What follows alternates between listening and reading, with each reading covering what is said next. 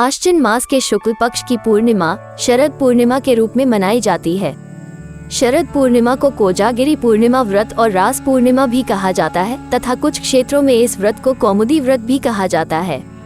इस दिन स्त्रियां अपनी संतान की खुशहाली के लिए व्रत करती हैं, इसलिए इसकी कथा भी संतान प्राप्ति और उसकी रक्षा से जुड़ी हुई है।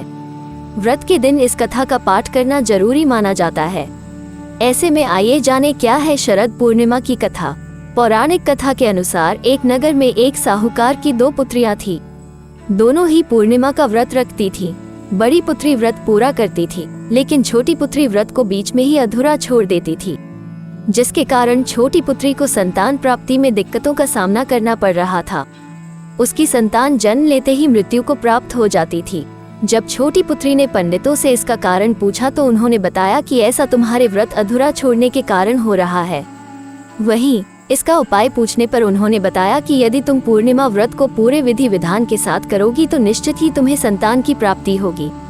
पंडितों की सलाह पर उसने पूरे विधान के साथ पूर्णिमा का पूरा किया, जिसके परिणामस्वरूप उसके यहाँ बेटा हुआ, लेकिन कुछ समय बाद वह भी मर गया।